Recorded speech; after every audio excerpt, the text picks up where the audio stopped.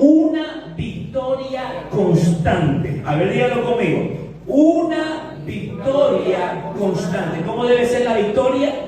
Constante. Mire, Jesús nos dio una victoria definitiva en la cruz del Calvario sobre el pecado. Pero usted y yo tenemos que pelear día a día para tener una batalla, una victoria constante sobre la carne. Amén. Otra vez, Cristo nos ha dado una victoria definitiva sobre el pecado. Eso quiere decir que usted hoy día recibe a Cristo Jesús en su vida, usted nace de nuevo y aún no importa si usted no haya podido alcanzar la santificación, ese proceso de santificación en esta vida, usted es salvo y se va con el Señor. Eso pasó. ¿Con quién pasó eso? Vamos, ¿con quién pasó en la Biblia eso? Con aquel que estaba en la cruz, ¿sí? Aceptó a Jesús y ese misma tarde estaba en el paraíso. Dígame a cuántos cultos fue. Dígame cuántas canciones cantó. Diezmó, ofrendó. Pero fue salvo. ¿Por qué? Porque Cristo nos da una victoria definitiva sobre el pecado y somos salvos por su gracia y por su amor. El pecado ha sido vencido. Amén. Pero usted y yo, que no estamos en la cruz y que no estamos de ida allá, usted y yo tenemos que tener una batalla, una victoria constante sobre la carne. Y ese es el llamado que Dios tiene para con nosotros. Él ganó una victoria definitiva sobre el pecado en la cruz del Calvario, pero nosotros debemos pelear por una victoria constante sobre la carne. Y esta carne está viciada con deseos engañosos. Mire, la Biblia habla de estas dos victorias. La primera, la victoria definitiva sobre el pecado, está en el libro de Colosenses. Capítulo 2, versículo 11 dice, miren lo que habla acerca de Jesús, cómo Él tuvo la victoria definitiva sobre el pecado. Acompáñenme si pueden. Cuando ustedes llegaron a Cristo, fueron circuncidados, pero no mediante un procedimiento corporal. Cristo llevó a cabo una circuncisión espiritual. Es decir, ¿qué hizo Cristo? Les quitó la naturaleza pecaminosa. Pues ustedes fueron sepultados con Cristo cuando se bautizaron, y con Él también fueron resucitados para vivir una vida nueva, debido a que confiaron en el gran poder de Dios, quien levantó a Cristo de los muertos. Versículo 13, fuerte. Ustedes estaban muertos a causa de sus pecados y porque aún no le habían quitado la naturaleza pecaminosa. Entonces Dios le dio vida con Cristo al perdonar todos nuestros pecados. Fuerte, 14. Él anuló el acta con los cargos que había contra ustedes y eliminó clavándole la cruz. Y el 15. De esa manera desarmó a los gobernantes y a las autoridades espirituales y los avergonzó públicamente con su victoria sobre ellos en la cruz. ¿Sabe? Cuando un reino batallaba con otro, el reino que vencía tomaba a los líderes del ejército, a los generales, a la gente que estaba, a muchas veces hasta el mismo rey, y traía, y a veces los desnudaban, a veces los maltrataban, y lo hacían desfilar delante de todo el pueblo que había ganado, y ese era un símbolo de que ese pueblo había sido vencido y lo estaban avergonzando, mirando, porque eran los que estaban derrotados. Aquí, ¿qué está diciendo el 15? De esa manera, dice, desarmó a los gobernantes y a las autoridades espirituales, los avergonzó públicamente con su victoria sobre ellos en la cruz. ¿Qué está diciendo este pasaje? Cristo Jesús tuvo una victoria definitiva sobre el pecado, sobre Satanás y sus demonios. Amén. Él los avergonzó públicamente. Pero, pastor, si Cristo ya venció, si Cristo ya los avergonzó, venció sobre el pecado, ¿por qué yo sigo luchando con el pecado? ¿Por qué ya acepté a Jesús en mi corazón y todavía tengo ganas de decir cosas malas? Cuando me enoja yo, aquí lo tengo, pastor, la mala palabra. ¿Por qué? ¿Por qué todavía exploto en ira? ¿Por qué todavía tengo celo? Tengo envidia. No puedo ver que a mi hermano le vaya bien porque ya estoy pensando, ay, yo voy a hacer malas cosas y dice que es cristiano. Y estoy con envidia, estoy con celos. ¿Por qué? Si ya Jesús venció.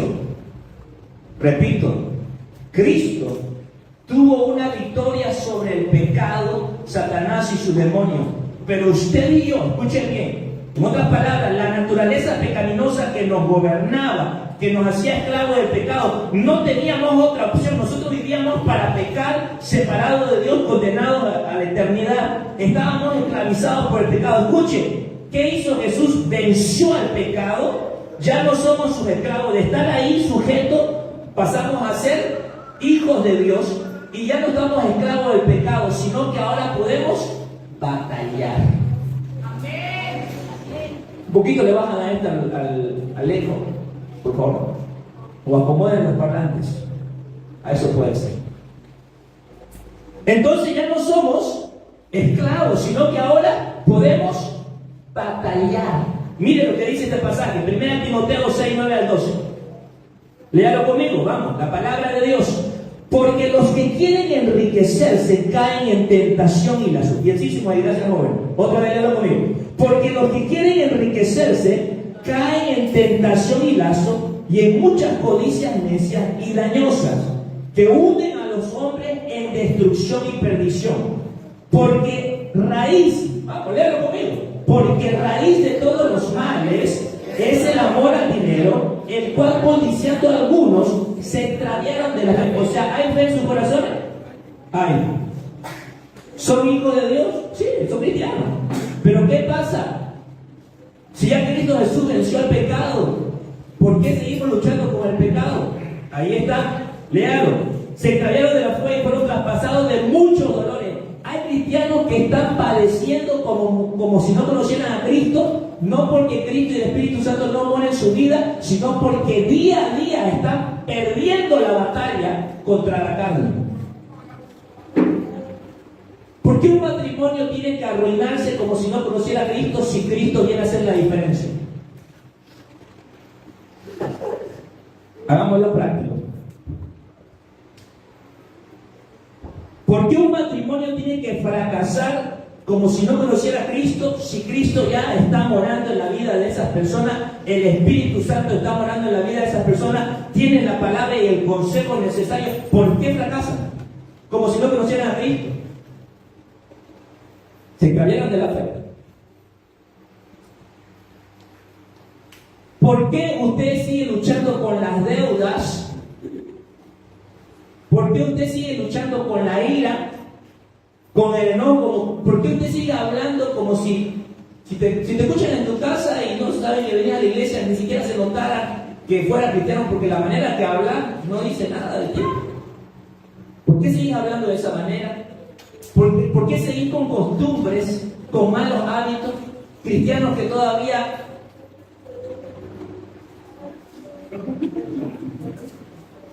se ventean, doblan el codo, pero son hijos de Dios, han vuelto, han nacido de nuevo, han tenido presión verdadera. Cristianos que todavía le sale papel, coquero. ¿Ha visto usted cristianos de coquero? Vamos, apúntenmelo. ¿Ha visto cristianos de coquero o no? Vamos, dígame. Cristianas que están adictas al celular como cualquiera que no conoce a Cristo, siguen perdiendo tiempo en el celular, mirando el Facebook todo el día, como cualquier persona que no conoce al Señor. ¿Sucede o no sucede? Hermanos, les estoy hablando una realidad de muchos cristianos. Cristo venció la batalla en la cruz del Calvario por el pecado. Pero usted y yo estamos padeciendo como si no conociéramos a Cristo, porque no hemos tenido la victoria constante de la carne. Diga conmigo, victoria constante. ¿Qué tuvo Cristo en la cruz? Una victoria definitiva sobre el pecado. Aquel que reconoce a Jesús como Señor y su Salvador tiene la salvación por gracia. Nada tiene que hacer para ser salvo. No es por obra, es por fe. Él venció al pecado, Satanás y su demonio. Eso no lo quita nadie. Eso no lo quita nadie. Ahora, hay muchos cristianos que padecen como si fueran mundanos porque se extraviaron de la fe. ¿Por qué? Porque no han luchado, no han peleado por una batalla constante sobre la carne día a día. Y eso lo vemos ahí. Mira lo que dice Pablo a Timoteo. Lea lo fuerte ese pasaje. Lea lo fuerte ese pasaje. El 11 estábamos, ¿no? Lea lo fuerte. 12 tenemos. El 12. Vamos, fuerte conmigo, todos. A ver, los varones. Yo siento que los varones somos de lucha. Uy, dos nomás. ¿Y nosotros? Caramba. Yo siento que los varones somos gente de lucha. Eso, como en el cuartel. Ustedes no saben, no han ido. Vamos, 12. Fuerte, leamos juntos. Pelea la buena batalla de la fe. Echa mano de la vida eterna, a la cual fuiste llamado, habiendo hecho la buena profesión delante de muchos testigos. ¿Qué hay que hacer? Pelear la buena batalla de la fe. ¿Para qué? Para conseguir una victoria constante. ¿Sobre qué? ¿Sobre el pecado? No, el pecado fue vencido. ¿Sobre Satanás? No, Satanás fue vencido. Satanás hizo de pelo. No, sobre la carne. ¿Por qué estás padeciendo como si no fueras cristiano? ¿Por qué seguís luchando con la depresión como aquel que no tiene esperanza? ¿Por qué sigues luchando con el afán y las preocupaciones como aquel que no tiene esperanza, no tiene a Cristo? Si la Biblia dice, por nada esté afanoso, sino presentado delante de Dios con oración y ruego, y la paz que sobrepasa todo entendimiento vendrá sobre tu vida. ¿Por qué vivías afligido como aquel que no conoce a Cristo? Porque no has sabido pelear la batalla de la fe para vencer, para tener una victoria constante sobre la carne. Hermano, somos muy carnales. Pablo lo dijo. Yo quisiera hablarles a ustedes como espirituales, pero ustedes son cristianos carnales, son niños en Cristo. Debiera darle ya vianda, debiera darle algo sólido, pero ustedes piden leche porque son cristianos carnales.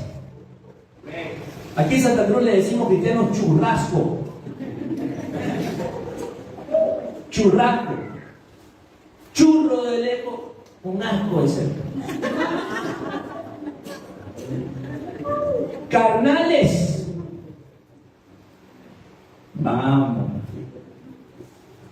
¿Cómo son algunos cristianos? No los de gloria eterna. Amén. Amén. Eso tiene que cambiar. Entonces, ¿para qué estamos ayunando? ¿Para qué ayunamos? Para eso.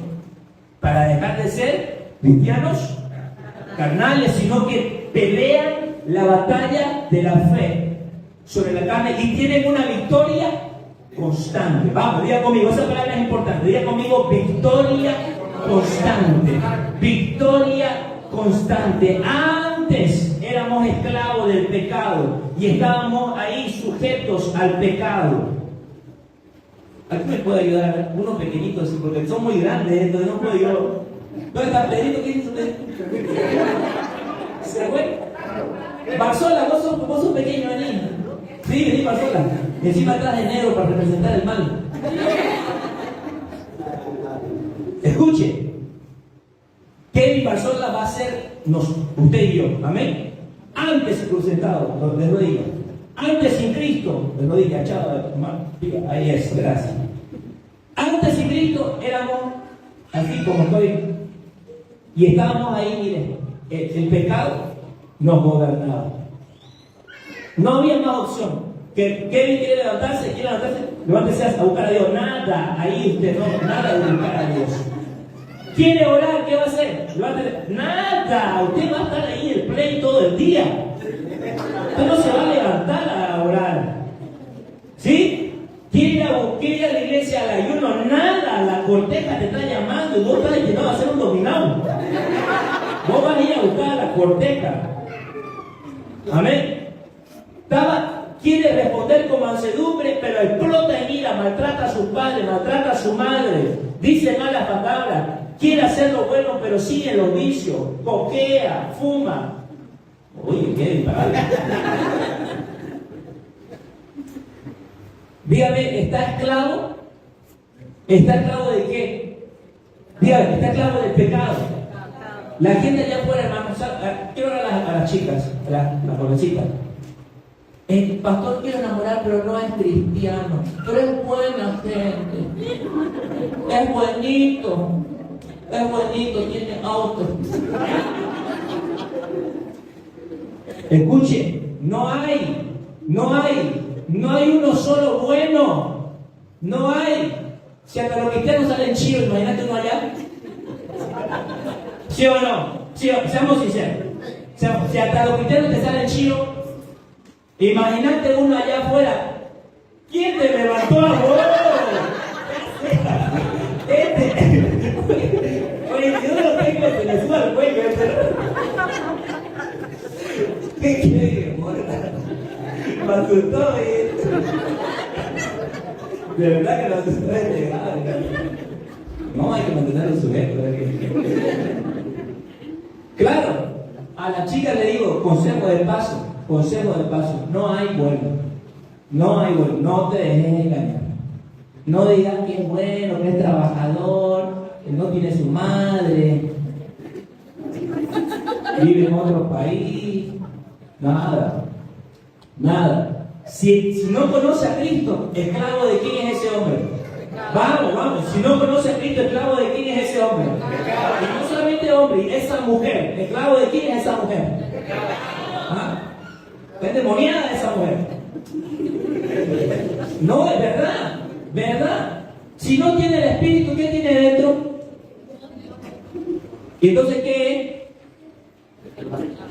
Endemoniada. Por muy bonita que se vea por fuera, por dentro está llenita de bicho. Endemoniada. Ahora, ¿qué va a hacer un hombre que está controlado por el pecado? ¿Qué te va a llevar? ¿Te va a lastimar o no te va a lastimar? Ayuda. Entonces, ¿qué seguir con una persona que no es cristiana? Que no conoce a Cristo, que no tiene intención de buscar a Dios, que vuelve a decir, pero vamos a la iglesia, pero el pastor quiere conocerte, pero vamos, ahí las cosas no van a ir bien, y no quiere venir. No, entonces esa persona no es para vos. No es la correcta. La Biblia dice, no, una de yugo desigual no puede. ¿Qué relación tiene la luz con las tinieblas? Una persona que está esclavizada al pecado no puede hacer otra cosa sino que pecar. Pero en Cristo Jesús, ahí viene la buena noticia. En Cristo Jesús, Él, al morir en la cruz del Calvario, escuche, pagó el precio por nuestro pecado. Ya no tenemos que ser esclavos, sino que Él nos da una nueva vida y nos levanta y nos hace libre del pecado. Libre del pecado. Libre del pecado. Nunca más nos coquea. Amén. ¿Sí? ¿Somos libres? Del pecado. ¿Cuántos han visto la película Corazón de Caballero? Amén. ¿La han visto? ¿Cuántos han leído su Biblia? ¿Cuántos han visto la película Corazón de Caballero? Si no la han visto, escúchenme, es una comedia muy linda, bonita, sana. Véala. Es bueno. ¿Saben qué trata esta película Corazón de Caballero? Habla de William Thatcher, un hombre que desde niño quiso ser caballero, pero imposible. Para ser caballero hay que nacer en cuna noble. Tenés que nacer de ese estirpe, no hay otra forma. Pero él soñaba en su corazón de ser caballero y le dijo a su padre, cuando vio pasar a los caballeros ahí para entrar a las luchas: Padre, papá, yo puedo ser caballero. Hijo, si tú crees, puedes cambiar tu estrella. Si tú crees. Tuvo la oportunidad y empezó a trabajar como un caballero. Haciendo la historia corta, este caballero murió en medio de una lucha y él, aprovechando esa oportunidad, tomó su lugar y empezó a pelear con su armadura y empezó a ganar batallas en los campeonatos. Era bueno en la justa, ese deporte que van con los caballos con un palo, ¿verdad? Y va en la era medieval y peleaba y empezó a pelear con la espada. Y fue ganando batalla tras batalla y se convirtió en un campeón. A tal grado que llegó a pelear en los campeonatos donde los mismos reyes participaban. Pero ahí encontró a su enemigo, el conde Ademar. Y el conde del mar, al final de la película, y en la última batalla, cuando venía cara a cara con él, descubrió de que él era un plebeyo. Así que lo expuso y la condena, por eso era la muerte, de una decapitada. Y cuando estaba ahí, impresionantemente, mire lo que pasó. El Sir Thomas, hijo del rey Edward, se hizo presente en el lugar, lo sacó de la horca, lo levantó y con su espada en ambos brazos lo nombró y dijo: mis historiadores han descubierto, claro que se estaba inventando la historia, no era real, sino que en una lucha antes él sabía que era el rey y aún así peleó contra él, y eso lo impactó a él, porque los caballeros, cuando se enteraban de que era el rey, todos le hacían peña y lo hacían ganar, y el rey siempre salía campeón porque nadie peleaba con él. Pero William Thatcher no supo que era el rey, y aún así agarró el caballo y le enfrentó con el rey. Esto lo impactó al rey, que era un hombre valiente. Y además, cuando estaba ahí en la horca, sus amigos que estaban con él estaban dispuestos a dar la vida. Y el que estaba ahí a un lado, su mejor amigo, dice: ¿por qué estás aquí? William, Dios te ama. Y estaba ahí en la horca y aparece el Sir Thomas. Y con la espada en ambos brazos le dice: han descubierto que usted es un gran linaje antiguo, de que él es caballero, por lo tanto hoy yo te nombro caballero. Y de estar a punto de morir en una horca, se levanta como un caballero y va y enfrenta la última batalla y vence. Hermanos, eso es lo que Cristo hizo con nosotros. Nosotros estábamos esclavos del pecado, no podíamos pelear contra nadie, no teníamos linaje, no éramos nobles, pero Cristo murió en la cruz del Calvario por nosotros y nos dio una nueva identidad. Ahora somos hijos de Dios y el pecado no se enseñorea más de nosotros, sino que nosotros podemos batallar y pelear y doblegarlo sobre nuestros pies y decir: voy a tener una victoria constante sobre el pecado. No más ira, no más enojo, no más adulterio, no más fornicación, no más lascivia, no más inmundicia. Voy a pelear por mi matrimonio, voy a pelear por mis hijos, voy a ser un hombre de Dios, voy a ser un hombre de oración. Cuando tú te levantas a pelear la batalla de la fe, tendrás poder sobre la carne. Ya no eres esclavo del pecado. Ya no eres esclavo del pecado. Ahora tú puedes pelear y tener una batalla, una victoria constante. ¿Saben quién es Napoleón Bonaparte? El mayor conquistador de la historia. Este francés, luego de haber conquistado gran parte de ese territorio, ¿sabe lo que dijo? Mire, escuche esto: la conquista me ha hecho lo que soy. ¡Wow! La conquista me ha hecho lo que soy. Y la conquista debe mantenerme donde estoy. Nunca se detuvo. La conquista me ha hecho lo que soy. Y la conquista me va a mantener donde estoy. Ese es el error del cristiano. Se conforma con la conquista que Cristo tuvo por él en la cruz del Calvario, pero no está dispuesto a batallar día a día para que la conquista lo mantenga en esa posición y dejemos de ser cristianos carnales y seamos cristianos maduros. Amén. ¿Qué tenemos que hacer? Batallar la buena batalla de la fe para tener una victoria constante sobre la carne. Amén. Diga conmigo, ¿qué tenemos que tener? ¿Qué tenemos que alcanzar? Una victoria constante. ¿Qué hay que hacer? Hay que batallar. Y en esa batalla que tenemos, nosotros no estamos solos. No estamos solos, no estamos a la deriva. Dios quiere darnos la victoria y para eso Él, escuche bien, para eso Él nos ha dado recursos.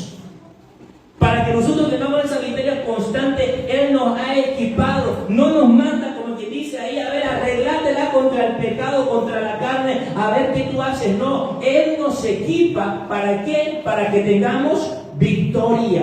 Mire, hablando de esta batalla, Romanos 6, 12 al 14. Mire, para que usted vea que esta batalla es real y que la Biblia la señala. ¿Está conmigo? Vamos, ahora sí, lea fuerte. Las hermanas ahora. Fuerte, hermanas. 2, 3. No permitan que el pecado controle la manera en que viven. No caigan ante los deseos pecaminosos. No dejen que ninguna parte de su cuerpo se convierta en un instrumento del mal para servir al pecado. En cambio, entréguense completamente a Dios. Porque antes estaban muertos, pero ahora tienen una vida nueva. Así que usen todo su cuerpo como un instrumento para hacer lo que es correcto para la gloria de Dios. ¿Qué dice? 14. El pecado ya no es su amo, porque ustedes ya no viven bajo las exigencias de la ley. En cambio, viven en la libertad de la gracia de Dios. Amén. Amén. ¿Claro? Clarísimo. Ya el pecado no es nuestro amo. Ya no estamos condenados a vivir en pecado. Nosotros podemos pelear la batalla de la fe. Miren, esta lucha es real. Gálatas 5, 16 y 17. Quiero que leamos Biblia porque es la Biblia la que nos cambia nuestra manera de pensar. Léalo conmigo, vamos, todos. Por eso les digo, dejen que el Espíritu Santo los guíe en la vida. Entonces no se dejará llevar por los impulsos de la naturaleza pecaminosa. La naturaleza pecaminosa desea hacer el mal, que es precisamente lo contrario de lo que quiere el Espíritu. Y el Espíritu nos da deseos que se oponen a los que desea la naturaleza pecaminosa. Fuerte esta parte. Estas dos fuerzas luchan constantemente entre sí. Entonces ustedes no son libres para llevar a cabo sus buenas intenciones. ¿La lucha es real o no es real? ¿La batallamos todos los días o no la batallamos todos los días? La pregunta es, ¿cuántas victorias obtienes cada día? Según la Biblia, yo me doy cuenta que la victoria tiene que ser constante. Constante. Constante. No podemos darle lugar a la carne ni un solo día. No, ahora me voy a dar libertad. No.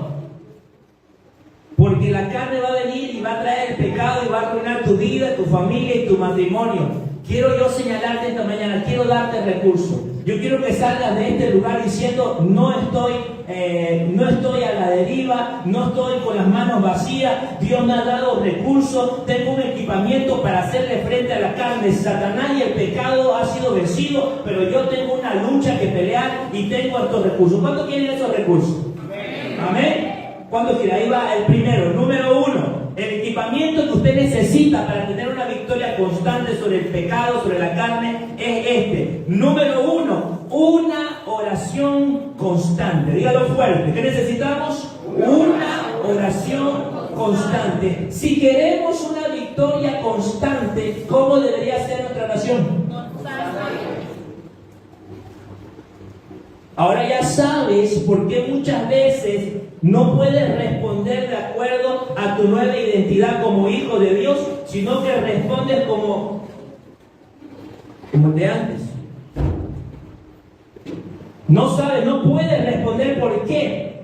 Porque la oración es lo que te va a permitir doblegar la carne para responder en esa nueva naturaleza divina y ya no la naturaleza pecaminosa. Si tú estás lidiando con malos hábitos, malas costumbres, malas palabras, con celo o con envidia, si vos estás luchando con malos pensamientos, tu mayor recurso para vencer la carne y tener una victoria constante es una oración constante. Primera Tesalonicenses 5:17, ¿se acuerdan qué dice? Un pasaje corto. ¿Se lo saben? Orar. ¿Qué dice? Orar sin cesar. Y lo sacaron a César afuera. Orar sin cesar. ¿Qué quiere decir orar sin cesar? ¿Qué es? Vamos, ¿qué es? Constante. Vamos así conmigo. ¿Cómo tiene que ser la oración? Vamos, ¿cómo tiene que ser la oración? A ese ritmo, hermano, constante, todos los días, todos los días, todos los días. Si tú no oras, hermano, estoy seguro que vas a fracasar y fracaso tras fracaso te vas a frustrar de la vida cristiana. Y vas a decir, pastor, todo lo que usted me dice cada domingo yo no lo veo, que es una realidad de mi vida. Y yo lo único que voy a tener que preguntarte, ¿cuánto tiempo oras? ¿Cuánto corazón le pones a la oración? ¿Cuánto tiempo estás dedicando a orar? Hermanos, sí se puede tener una vida de oración disciplinada. Sí se puede. Hay gente que ha aprendido a tener disciplina de tomar agua. ¿Alguien tiene esa buena disciplina de tomar agua? Yo estoy aprendiendo. ¿Sí? ¿Cuánto toman agüita, de verdad? Es bueno. ¿Sí? ¡Qué bueno! Hay gente que tiene la disciplina, ha tenido la disciplina de decir, voy a comer una fruta al día. Es bueno. Hay gente que tiene la buena disciplina de, por ejemplo, de hacer un poco de ejercicio. ¿Sí? A ver, ¿cuántos aquí tienen esa bonita disciplina de hacer un poco de ejercicio? No levanta la mano, se nota, hermano. Se nota que más de eso. Eso es un buen hábito, son disciplinas. Y si uno escuche con motivaciones naturales, normales, podemos decir, uno se disciplina para ciertas cosas, ¿por qué no te vas a poder disciplinar para orar, que es algo que nace del Espíritu, que tiene un impacto mayor en tu vida? Claro que sí se puede disciplinarnos a orar todos los días. Vos adquiriste hábitos, por ejemplo, vos no ibas a la universidad, vos adquiriste el hábito de ir a la universidad a estudiar, presentar tu tarea durante 5 años, mantuviste esa disciplina y sacar tu título. ¿Por qué no vas a poder trabajar de la misma manera para sacar el título de ser un hombre de oración?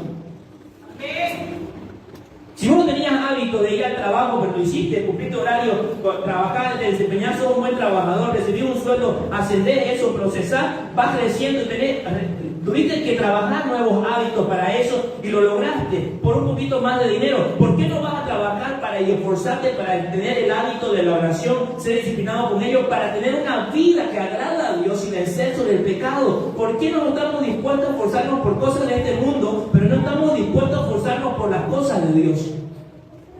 Hermanos, tienes a la mano el recurso de la oración. A ver, pregunta bíblica. Vamos, pregunta bíblica. ¿Cuál fue el momento en el que Cristo Jesús tuvo su mayor batalla? En el ayuno, los 40 días, opción A. Bien. ¿Cuál más? Antes de la cruz, opción B, en el Getsemaní. Y pongamos 3, la cruz misma. ¿Cuál cree usted que es? O la 4, ninguna de las anteriores. En el Getsemaní. Porque luego del Getsemaní, él ya estaba resuelto. Ya estaba de camino ya. No había vuelto, ya estaba decidido.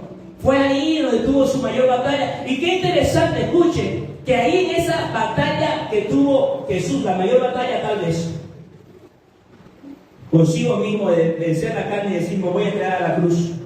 En esa batalla da su mejor consejo para la batalla. ¿Sabía usted? En medio de la batalla le da el mejor consejo para la batalla. Pero en ese instante, ¿quiere leerlo? Ese consejo de Jesús. Está interesante, ¿no? Vamos, léalo conmigo. Mateo. En medio de una gran batalla, el mejor consejo para la batalla. Mateo 26:41. Léalo conmigo. ¿Cuál es el consejo que le da el maestro a Pedro para las batallas que tenía que enfrentar? Dice, fuerte, vamos, velad y orad para que no entréis en tentación. El espíritu a la verdad está dispuesto, pero la carne es débil. Más claro no se puede. Si estás perdiendo la batalla contra tu carne, es porque eres flojo para orar. Pero si tú te determinas hoy y decir, voy a ser un hombre, una mujer de oración. Yo pienso que después de ser salvo, la primera meta de un cristiano es convertirse en un hombre de oración. Yo pienso eso. Yo pienso que la primera meta de un hijo de Dios después de convertirse es decir, me voy a convertir en un hombre de oración. Hacelo y mira cómo tu vida cambia por completo. ¿Sabe usted quién es John Bunyan? Él escribió el famoso libro El progreso del peregrino. Y él dice estas palabras. Dice, la oración hará que un hombre deje de pecar. ¿Sí? ¿Es bíblico? ¿Sí? ¿Está bien? La oración hará que un hombre deje de pecar, o el pecado hará que un hombre deje de orar.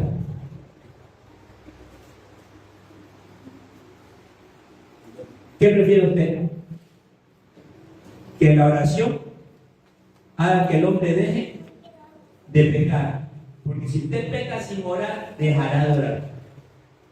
Dejará de orar. Lo va a dejar. Lo va a dejar de orar. Amén. ¿Cuál es el primer equipo que tenemos para enfrentarnos en esta batalla contra la carne? ¿Cuál es la primera? Fuerte.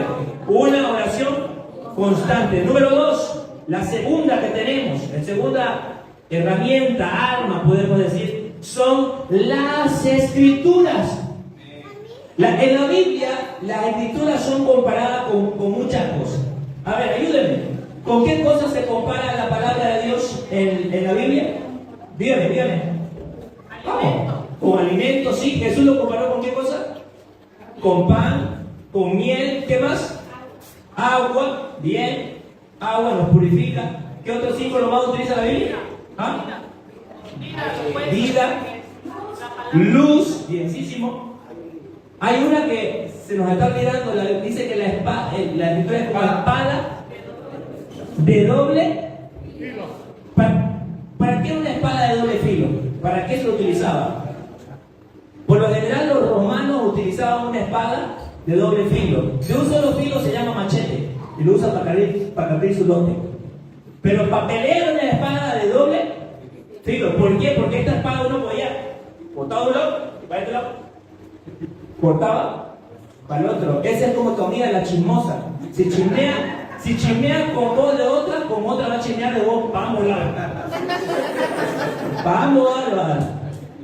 De doble filo. Es así, hermano. Está hablando para vos, amiga. De doble filo.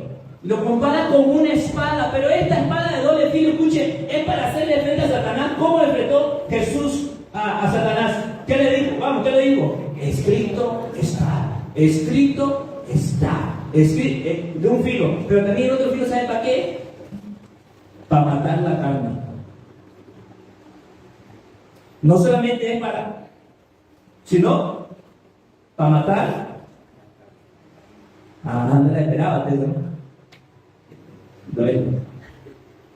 Para matar la carne. Eso lo dice la Biblia. Vamos. 2 Timoteo 3, 16, 17. ¿Será que la escritura quita la carne, me lleva a doblegar la carne? A ver, léalo usted. Vamos. La escritura entera es inspirada por Dios y es útil para qué cosa? Para enseñarnos, para reprendernos, para corregirnos y para indicarnos cómo llevar una vida justa. Una vida justa es una vida que se apega a la ley, por lo tanto sin pecado. La escritura. Ya falta nomás. Gracias. Falta nomás. Bien. De esa manera, los servidores de Dios estarán plenamente capacitados. Bien, gracias. Capacitados para hacer el bien. ¿Qué te capacita para hacer el bien? Para tener una victoria constante, para vencer la carne. ¿Qué te capacita? Dígalo fuerte. Las escrituras. Las escrituras. Necesitamos más palabra de Dios, iglesia. Recuerdo que una ocasión leí un editorial, un libro, una editorial, en la que decía que los cristianos antiguamente eran conocidos como el pueblo del libro. ¿Por qué? Porque nosotros teníamos el buen hábito de tener la Biblia bajo el brazo, pero no para que la gente nos viera, sino que nosotros éramos gente que nos apasionaba leer la palabra de Dios, la conocíamos, la meditábamos, la memorizábamos, era nuestro alimento de día y de noche, pero hoy en día no. Lo que anda no bajo el bolsillo es el celular, y lo que miramos todo el tiempo es el celular, y en lo que nos distraemos es en el TikTok, en el Facebook. Andamos en todas aquellas cosas, pero no meditamos en la palabra de Dios. Así, de esa forma, no vas a tener una victoria constante contra la carne. ¿Qué dice el salmista? Mire lo que dice el salmista. Salmo 119, 9 y 12. Y un dato aquí. ¿Cuál es el capítulo más largo de la Biblia? Salmo 119. ¿Y sabe de qué trata todo el Salmo 119? De las Escrituras.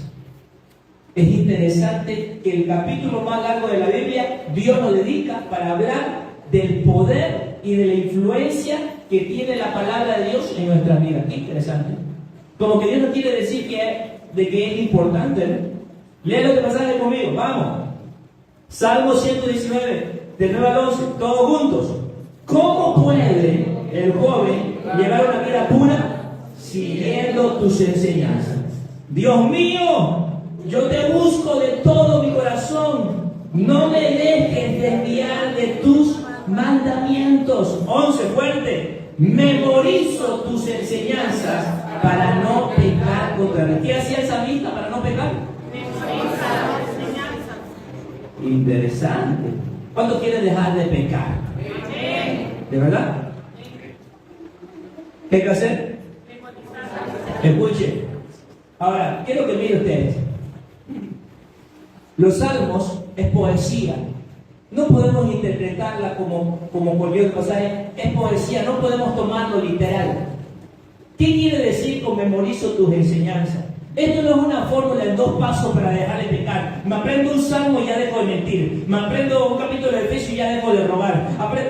Esto no es una fórmula de 2 pasos, que memorizo algo y dejo de pecar. No está hablando, porque si fuera así, hay un montón de ateos que saben la Biblia de memoria para discutir y para mostrar los errores y siguen pecando. Son fornicarios, adúlteros, mentirosos, ladrones, es más, enemigos de Dios, haciendo oposición al reino de Dios. ¿Por qué? Porque memorizar la palabra de Dios, aunque es bueno y es necesario y va a bendecir tu vida, no es una fórmula de 2 pasos para dejar de pecar. Cuando la Biblia habla, cuando aquí el salmista está diciendo memorizo tus enseñanzas, está hablando de una actitud para con la palabra de Dios. Amén. ¿Cuál es tu actitud para con la palabra de Dios? ¿Cuántos tienen hijos pequeños, nietos o bisnietos? Cuando mis hermanitos eran pequeños, tenían unos 5 o 6 años, yo me iba a la universidad y los dejaba viendo una película. Cuando volvía, estaban mirando la película por tercera vez, la misma película. Cuando volvía a la iglesia, estaban mirando la misma película. Y eso pasaba durante semanas, mirando la misma película. ¿Por qué? Porque les gustaba, les fascinaba, les parecía emocionante. Y yo decía, esto peladito ocioso. Y ahora cuando yo veo a mi hija, mira la misma película, mira. La misma, la mira un montón de veces, la mira y la mira tanto que se aprende los diálogos de memoria. ¿De qué habla? ¿De qué habla eso? ¿Por qué los niños tienen ese de aprenderse de memoria? Porque les gusta, les encanta, les fascina, es algo que les atrae, es algo que lo hayan bonito, lo hayan hermoso, y tanto escuchar, tanto verlo, lo memorizan. Yo te pregunto, ¿vos te memorizás tanto que te gusta la palabra y que la lees y la volvés a leer y volvés a leer y volvés a leer y lees otra vez y lees otra acá y lees tanto que te vas aprendiendo poco a poco, parte por parte, historia tras historia? O sea, ¿tenés esa actitud ante la palabra de Dios? ¿Tenés ese corazón? Eso habla. Memorizo tus enseñanzas para no pecar contra ti. No está hablando de que te aprendes un versículo y dejaste de pecar. Está hablando del corazón que tú tienes para con la palabra de Dios. Tú amas esta palabra, tú la valoras, tú le das el lugar que le corresponde a tu vida. Realmente es importante, que no puedes dejar de leerla, que no puedes acostarte sin haber leído una parte de ella. De eso habla. Cuando tú tengas ese corazón, esa actitud para con la palabra de Dios, escucha, vas a dejar de pecar. Cuando tú tengas ese amor por las Escrituras, vas a dejar de pecar. ¿Por qué? Porque memorizar la palabra de Dios sí, es verdad, pero sobre todo porque el poder que hay en ella y que nosotros nos impongamos día a día nos va a transformar, nos va a cambiar, como decía el pasaje anterior, nos va a enseñar, nos va a corregir, nos va a reprender y nos va a preparar para toda buena obra. Las Escrituras es un arma para vencer la carne y vencer el pecado. Amén. Den un fuerte aplauso a la palabra de Dios. Gloria a Dios. Aleluya. Primer arma, ¿cuál dijimos? Primer recurso. Una oración Número 2, ¿qué hemos dicho? Y número 3, un compañerismo constante. Diga conmigo, compañerismo. ¿Sabe por qué mucha gente que viene a la iglesia no abandona su pecado y su antigua manera de vivir aunque viene a la iglesia? Se lo respondo. Porque ahora que son cristianos han aprendido a venir a la iglesia, pero no tienen compañerismo con sus hermanos.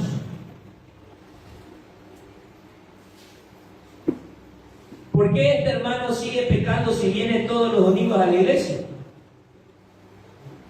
¿Por qué sigue hablando de la misma manera? ¿Por qué sigue en sus mismas andanzas? Yo lo veo nomás igual. En su trabajo coquea igual. ¿Por qué?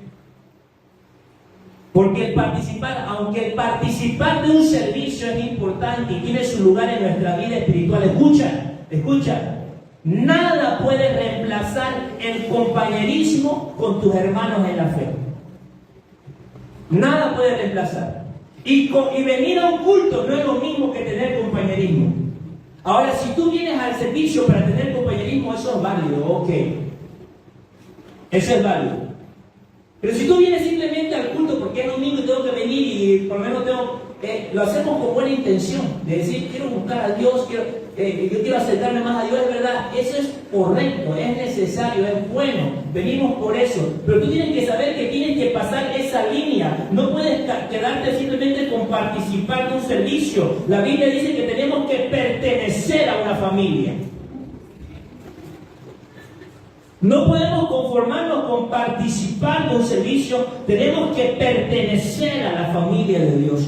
Cuando hay compañerismo constante, cuando yo decido hacer amigos en la iglesia, cuando yo decido abrir mi corazón y tener amistad con alguien, orar por ellos, que ellos oren por mí, conocer a la gente, decidir que esta sea mi nueva familia, saber que aquí tengo gente que me apoya y también yo puedo ser de apoyo. Cuando tú decides tener compañerismo, es que tú vas a dejar de pecar. Segunda Timoteo 2:22. Me están mirando raro, como dicen, será. Está intentando pasar. Vamos, véanlo conmigo, fuera. Huye también de las pasiones juveniles y sigue la justicia, la fe, el amor y la paz. ¿Con quiénes? Hermano, hay una íntima relación entre dejar el pecado, seguir lo que es justo, con reunirme con los que invocan al Señor. Otra vez. Hay una íntima relación entre dejar el pecado, seguir lo correcto, la justicia, y compañerismo con mis hermanos de la fe. ¿Por qué hay cristianos que vienen a la iglesia y no dejan de pecar? Porque vienen a un servicio, pero siguen su vida, su rutina de lunes a sábado. Todavía tu amigo, tu mejor amigo es tu compañero de trabajo, que el fin de semana engaña a su mujer y viene y se la goza con vos el lunes y vos le reís. Todavía ese es tu mejor amigo. En vez de buscar aquí, en la casa del Señor, compañerismo, amistad, tener amigos, relacionarnos. Tú tienes que entender que el compañerismo es lo que nos va a permitir estar en este lugar. Mira, el mismo pasaje, léalo, el mismo pasaje, pero en otra versión. Vamos, acompáñenme. Huye de todo lo que estimule las pasiones juveniles. En cambio, sigue la vida recta, la fidelidad, el amor y la paz. Disfruta. ¿Qué hay que hacer? ¿De qué cosa? Del compañerismo. Congregar en la iglesia es importante. Es importante congregar en la iglesia con fidelidad. Pero recuerde, no venimos solamente a participar de una reunión, debemos pertenecer a una nueva familia. Usted y yo tenemos que cultivar relaciones significativas con otros creyentes, con otras personas. Tenemos que tener amigos aquí. ¿Puedes decirme quiénes son 2 o 3 de tus amigos de aquí? Tú tienes que poder decirme. Eso habla de compañerismo. Puedes decir que son tus amigos, ¿verdad? Tus amigos. No se vale con el cristiano mediocre, que más te lleva a pecar. Tenemos que conectarnos con nuestros líderes. Tenemos que conectarnos con un grupo de conexión. Tenemos que ser parte de un ministerio donde nos lleven a crecer, a avanzar, donde Dios tenemos que orar, hay que hacer lo otro, donde podamos seguir juntos. Ser parte de un grupo de conexión donde pueden orar por ti, donde pueden animarte, donde te conozcan, donde sepan cuáles son tus problemas, tus necesidades, donde oren por ti, donde tú ores con ellos.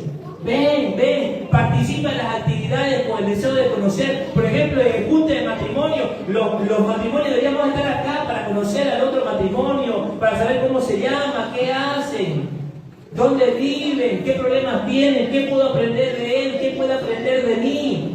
Hay que tener compañerismo. Amén. Para terminar, ya terminé. A ver, resumen, ¿qué hemos dicho hasta aquí? Vamos. A ver, ¿quién se atreve? ¿Quién se atreve? Rápido, por un vaso de agua. Tenemos que tener oración constante. Una oración constante. Las escrituras. Compañerismo. Son las herramientas que Dios nos ha dado. ¿Para qué eso? ¿Sobre qué? Cristo nos dio una victoria definitiva. ¿Dónde? En la cruz del Calvario. ¿Sobre quiénes y sobre qué? Sobre Satanás y su demonio y sobre el pecado. Pero nosotros tenemos una batalla. ¿Cuál? ¿Por qué hay cristianos que siguen padeciendo como si no conocieran a Cristo y aún siendo cristianos? ¿Por qué? Porque viven de derrota en derrota sobre la carne. Hay gente que le está echando la culpa. Pastor, el diablo está destruyendo mi matrimonio. Vos sos el churrascazo que no sabes callarte, no sabes tratarla bien, no sos responsable. No le eches la culpa al diablo de lo que vos estás deshaciendo con tus propias manos. Me voy, pastor, me voy.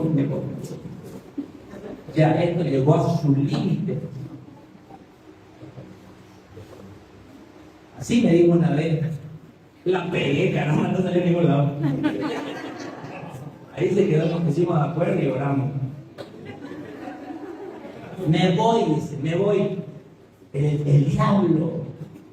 No, vos tenés que aprender a callar tu boquita. Esa carne que te lleva a insultar, a hablar, a tratar, a ofender, a muchachear. Vos con tu carne estás destruyendo tu matrimonio. Ay, pastor, el enemigo está atacando mi economía. Vos sos el flojo que no querés salir a trabajar, que estás escogiendo trabajo. No es el diablo que te está sumiendo en la pobreza, es tu flojera, tu falta de dominio propio. Los vicios, los que estás gastando en vez de honrar a Dios con eso. Esos vicios traen maldición sobre tu economía, tu carne está llevando a hacer eso. Hay cristianos que padecen como si no conocieran a Cristo, porque no tienen una victoria constante sobre la carne. Quiero terminar diciendo esto que parece contradictorio. Creo que la razón por la que no tenemos una victoria constante no es que no oremos, no es que no leamos la Biblia y que no vengamos a la iglesia con el verdadero propósito. ¿Sabe cuál creo que es la razón verdadera por la que no vemos la victoria constante? Es porque no somos constantes en eso que ya sabemos hacer. El problema no es que ores, sino que no eres constante en tu oración. El problema no es que leas tu Biblia, porque la lees de vez en cuando. El problema es que no eres constante al leer. El problema no es que no sepas de que hay compañerismo en la iglesia o que congregues, no. La cosa es que viene de vez en cuando.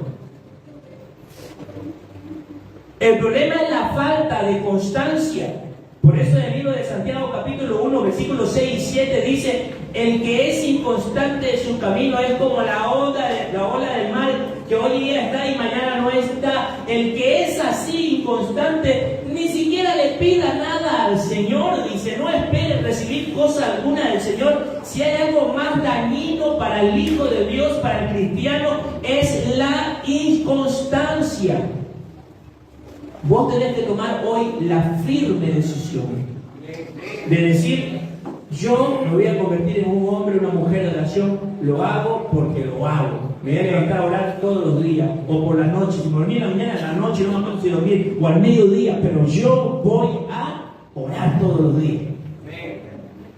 No te pongas metas altas, voy a orar de aquí en adelante, como el pastor voy a orar, 1 hora, te digo, le dice 1 hora, 1 hora voy a orar. No, ponete una meta que puedas cumplir. Poner decir media hora, 10 minutos voy a orar, 10 días voy a orar, 10 días leer mi Biblia. Eso es algo que puedes hacer, pero sé constante. No que porque te peleaste con el otro, ya no. ¿Cómo voy a buscar a Dios esta hora de la mañana nomás? No, ahí, a pesar de todo, en ese tiempo, estás cansado en ese tiempo. Hermano, me ha tocado a mí hasta enfermo. Y usted me dice, ay, pero ¿será que Dios no entiende que está enfermo, pastor? Dios entiende. Dios entiende. Pero yo soy el que necesito de Él. Yo soy el que necesito de Él.